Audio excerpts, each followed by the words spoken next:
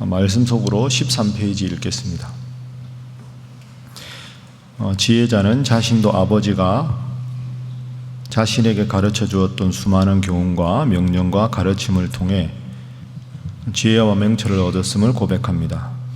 자녀들이 이런 지혜와 명철을 사랑하고 귀하게 여길 때 영화로운 삶을 누리게 될 것이라고 권면합니다. 그리고 동시에 지혜자는 지혜와 명철을 통하여 모든 지킬 만한 것 중에 더욱 내 마음을 지키라고 권면합니다. 이는 생명의 근원이 마음을 통해 나기 때문입니다. 계속해서 지혜자는 하나님의 자녀들이 생명의 평탄한 길로 인도하는 명철의 귀를 기울이고 멸망의 길을 걷도록 유혹하는 음료로부터 멀리 떠날 것을 요청합니다. 성적인 유혹이 찾아올 때 그 길에서 떠나야 합니다. 이는 생명과 직결되어 있을 뿐 아니라 재물과 모든 수고까지도 잃어버리게 하기 때문입니다. 오직 하나님께 허락하신 부부의 관계 안에서만 서로에게 헌신과 최선을 다함으로 즐거움과 사랑을 누릴 것을 당부합니다. 오늘도 계속해서 하나님의 귀한 가르침이 내 아들아 하는 주어로 계속되고 있습니다. 특히 오늘 4장 말씀 앞부분에 보면 솔로몬이 이렇게 말합니다. 3절 보면 나도 내 아버지에게 아들이었으며 내 어머니 보기에 유약한 외아들이었노라. 아버지 다윗을 기억하는 것이죠. 아버지가 내게 가르쳐 이르기를 4절에 다윗이 나에게 이야기한 것, 그것을 이야기합니다. 자, 우리 7절, 8절 우리 다 함께 읽어보겠습니다. 자, 시작. 지혜가 제일이니 지혜를 얻으라. 내가 얻은 모든 것을 가지고 명철을 얻을지니라. 그를 높이라. 그리하면 그가 너를 높이 들리라. 만일 그를 품으면 그가 너를 영화롭게 하리라. 아멘. 그래 첫 번째 오늘 기도 제목은 지혜롭고 겸손한 자녀가 되게 하소서 하는 것입니다. 지혜롭고 겸손한 자녀. 오늘 본문을 읽어보면 과연 다윗이고 과연 솔로몬이다 이런 생각을 할 수밖에 없습니다.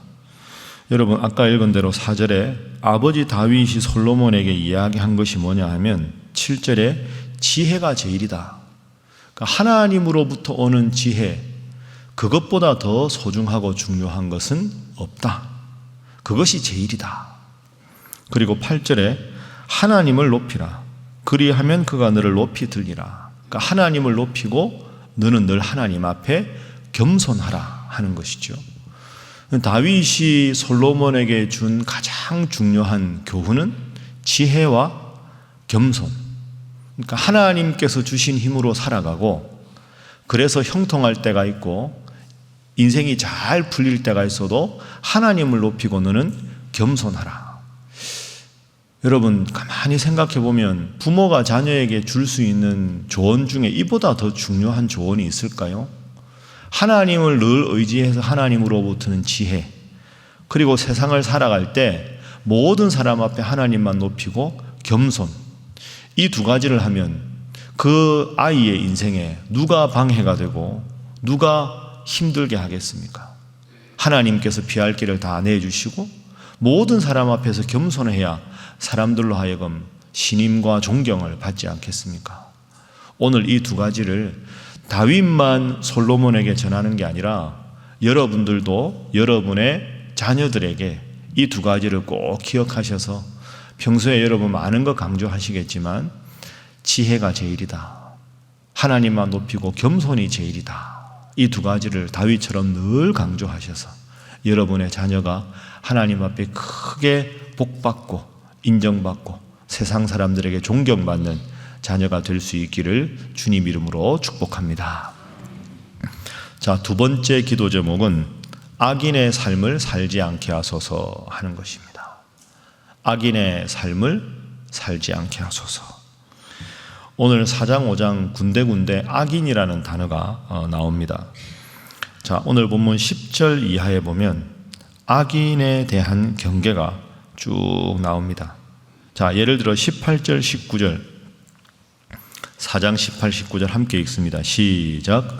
의인의 길은 돋는 햇살 같아서 크게 빛나 한낮의 광명에 이르거니와 악인의 길은 어둠 같아서 그가 걸려 넘어져도 그것이 무엇인지 깨닫지 못하느니라. 아멘.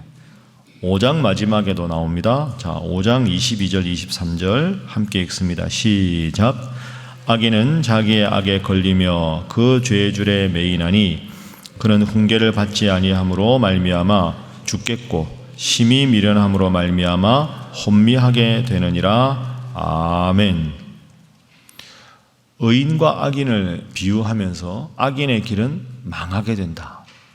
시편 1편에도 나오지 않습니까? 복이 있는 사람은 악인의 꾀를 좇지 않는다. 죄인의 길에 서지 않는다.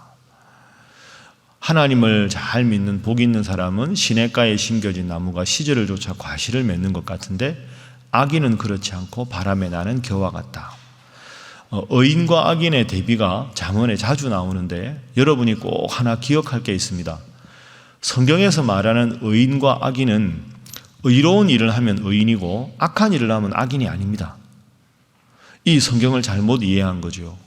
여러분이나 저나 이 세상 모든 인류가 하나님 앞에 의로운 행동으로 의인이라고 인정받을 사람은 단 한 사람도 없습니다. 그래서 우리 모두는 사실 존재론적으로 다 악인입니다. 그럼 의인과 악인의 기준이 뭐냐? 전부 죄를 저지를 수밖에 없지만 그 속에서도 하나님을 바라보고 죄 용서를 구하는 사람은 의인이고, 내가 하나님 앞에 끊임없이 죄를 짓지만 하나님을 외면한 사람은 악인입니다. 그러니까 잠언에서도 계속 이야기하는 것이 죄 지을 수밖에 없지만 하나님 앞에 용서를 구하고 하나님 뜻대로 살아가는 자가 되라. 하나님으로부터 등을 돌리고 살아가면서 온갖 죄를 지어도 하나님을 기억하지 못하는 자가 악인이다. 그래서 5장 마지막 절에 보면 결국 5장 22절에 악인은 자기의 악에 걸리고 그 죄의 줄에 매이게 된다. 미련하게 되고 죽게 되고 혼미하게 된다. 여러분, 이 말씀 꼭 기억하셔서 모두가 연약한 죄인이지만 항상 우리가 하나님 앞에 돌아가기만 하면 하나님은 사랑의 하나님이시라 늘 우리를 도우시고 지켜주신다. 그거 생각하시고 늘 다윗이 솔로몬에게 이야기한 것처럼 하나님을 잘 섬기는 것이 지혜의 근원이고 그렇게 살아가는 것이 의인의 삶임을 기억하고 늘 주님 중심으로 살아가셔서 형통하고 복된 삶을 살아가시기를 주님 이름으로 축복합니다. 자, 마지막 세 번째 기도 제목은 후회하지 않는 인생이 되게 하소서 하는 겁니다. 후회하지 않는 인생. 참 힘든 인생이지만 도전으로 삼고 기도해야 될 그런 제목이겠죠. 5장에 가보면 음녀라는 표현이 상당히 많이 나옵니다. 음녀. 자, 3절 말씀. 우리 3절 함께 읽습니다. 시작. 대저 음녀의 입술은 꿀을 떨어뜨리며 그의 입은 기름보다 미끄러우나. 그리고는 음녀에 대한 내용이 나오죠. 4절, 5절, 6절 쭉 나옵니다. 음녀라는 말은 말 그대로 음란한 여인 이런 뜻이지요.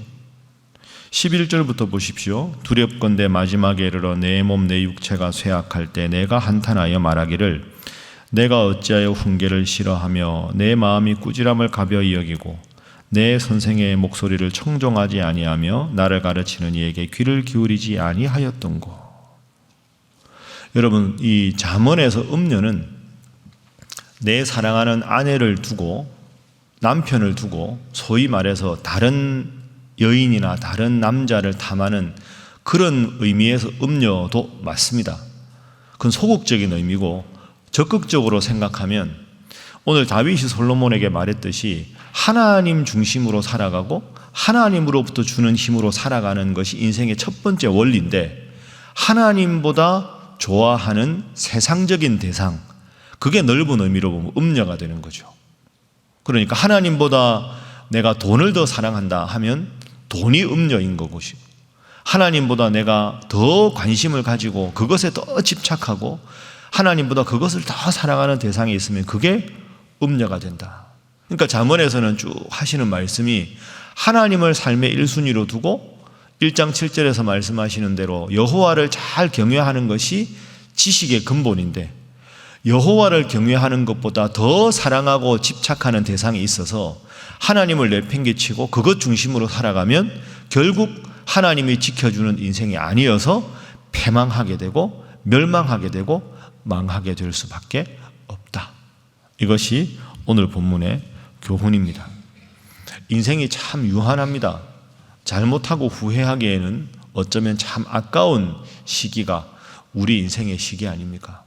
여러분이야 새벽기도 나오신 것 보면 하나님을 1순위로 삼고 살아가신다 이렇게 생각하지만 우리가 가만히 생각해보면 꼭 그렇지도 않습니다. 하나님 앞에 예배 드릴 때는 하나님이 1순위인데 여러분의 관심이 과연 어디에 있는가 깊이 우리가 생각해 보아야 합니다. 저는 우리 신일교회를 사랑하지만 우리 가족들을 사랑하지만 때로는 목사에게 1순위가 교회가 되면 안 됩니다. 저에게도 1순위는 하나님이고 2순위가 교회가 돼야 되는 거죠.